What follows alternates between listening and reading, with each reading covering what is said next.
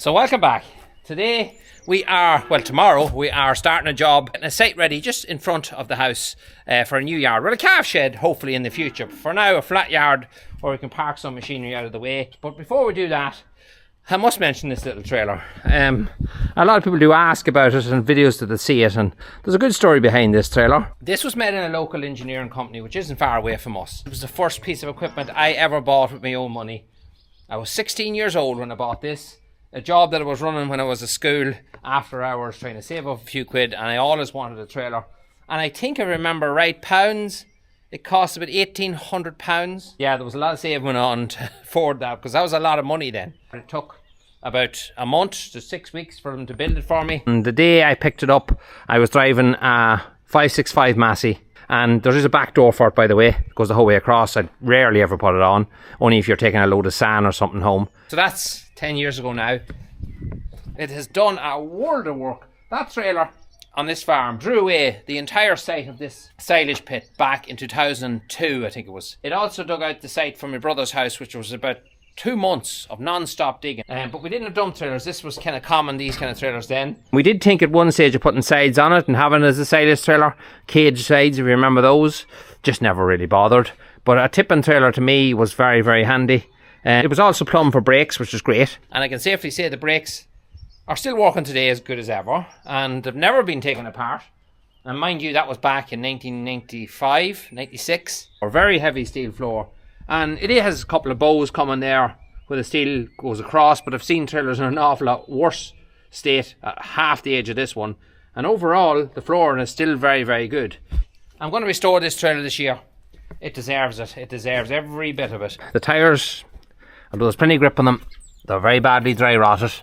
And I wouldn't like to put too heavy of a load on it now, because you can only pump them so hard. I'd be kind of afraid of them. There's a couple of nasty nicks in them as well on the inside where stones has got jammed in between the tyres and has sliced them. So we are going to put a new set of tyres on it before the end of the year. Also, when we're doing that, we'll put new brakes into it, and we'll get the thing either sandblasted or wired down, and we put a coat of paint on it. I think it deserves it at this stage.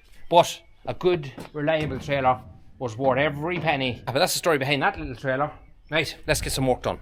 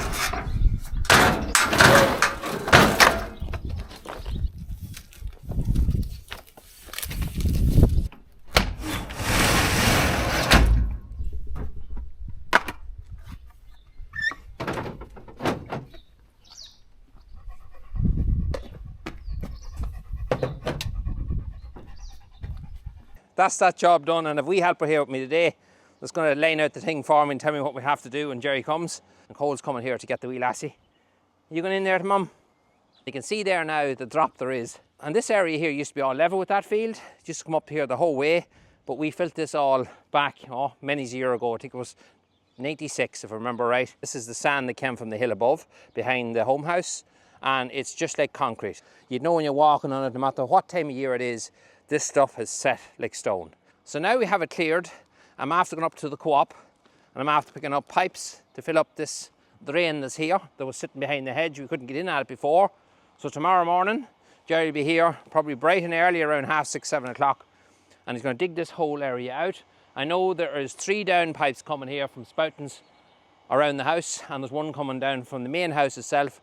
Somewhere underneath that, there's another pipe, I'm told, I've never seen it, that takes it all away. So we're going to have to dig that all out first, pull out all these roots, and pull that root out as well, find where that pipe is, clean off all 3 ends of them pipes. I'm going to replace this one. Going to cross here, going to bury that one down deeper. So it goes to show you also ivy, the way ivy affects this part of the country. It grows everywhere. You can see the way it sits underneath where that hedge was, the way it was just embedded into the ground. Horrible old stuff. And anywhere you have a hedge in this part of the country, you're going to have ivy. So over here we have a roll of heavy gauge inch pipe, and that is going to be going from there along that wall somehow and across. I'm not sure if we're going to go around this way with it and down that way. That's probably the way we will do it, that it's not underneath a shed, and heading straight down that field and make his way down the front of my house the whole way down to the well pump house. I said before I was going to run a brand new pipe to the well pump, and the other pipe is in a long time, and I don't even think it's heavy gauge, it's old lake gauge stuff, probably full of old dirt now and stuff, and it's better off putting in a new heavy gauge pipe, one pipe the whole way down, and then in a couple of weeks time we'll be fit to get that well up and running. And the idea then, when we bring it up over there, is to put in a tank somewhere along here.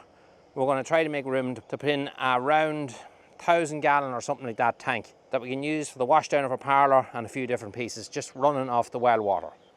So we have to gain access to this place. So you see where the trailer is?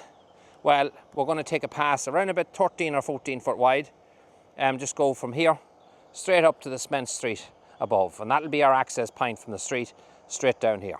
I'm going to use this as a reference point. So our yard is going to come up the whole way to here. I'm going to cross right across here to the back of that tree, and that's going to be how far our yard will come up. But this here will all have to be filled up to bring this up to a level. At the minute it's sloping well down, so there's a right wee bit of filling to be thrown there, but it'll look so much better when it's done. So when I get this pass put in, we're going to kerb it, and we're going to concrete that down here.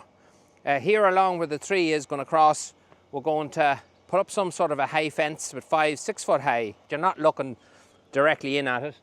Here then, my idea was to cover it in plastic, well, a membrane put down, and then use a decorative stone and just stone the whole thing and leave a sitting area there under the tree. On a sunny day you can come in a bit of shade and you can sit there, and it's just a nice place to just walk up the street and sit. Over there on that side there's not going to be much room left. By the time we put in the tank and things like that, there really isn't going to be a pile of an area, but we have a wee bit over there. It depends what it looks like when this place is finished, so we might have room to put something there too. We'll see what it looks when we have a dugout. The timber fence that I removed up there is not going back. That timber fence, believe it or not, stopped you from going into the garden. It was grand, it looked well and clean and all, but we never used this garden because that fence was there, believe it or not. But something about it just stopped you from going into the garden. So now I'm going to leave it open, and that way, if you're on the street, you're invited to come into the garden, well, the bit of gravel area that's left, and sit down. That's kind of the idea I have in my head, without secluding it off. So another thing we will have to move is this aerial. So this is the TV aerial that's going to my house behind me. So when I was building the house and putting in my garden, I brought up this water piping, run the cables through that, just to not have an aerial on the house so the boards couldn't destroy the roof. We still have our Fairview and stuff. I don't want to lose that, but that is kind of stuck in a bad place. You could catch it there with a machine, and even when the shed does go up, it can't be staying there. So satellite dish, not using it anymore as of 3 weeks ago. I put in Sky TV 22 years ago. That says it all. Now with digital TV, Netflix, YouTube, all that kind of stuff, we just weren't using Sky. So up at the top we got these 4-inch pipes here. We're going to use them in here. Here is our manhole, if you want to call it. So our 3 pipes will go in here, and our 1 pipe, that's actually exactly the way it'll sit there. So 3 pipes will go in here, and our 1 pipe will continue down the field. And these are just extenders. You stack these on top of other as high as you want, and you put the extenders, and then your lid comes along like this, and your lid sits up on top of it like that. So that's the way. I don't know what height we need yet, so I've got a good few extenders. I'll be leaving back whatever we don't use. Right, so I'm going to leave it there. It's been 3 slogging days to get this kind of into shape and get other things done as well. We've AI every morning now, and getting heifers in and getting cows in, and just going around playing catch up. A lot of spraying done the last couple of days as well, but I'm really looking forward to seeing this done. Tomorrow morning, we're milking early. Jerry will be here first thing, and the second part of this will be up soon.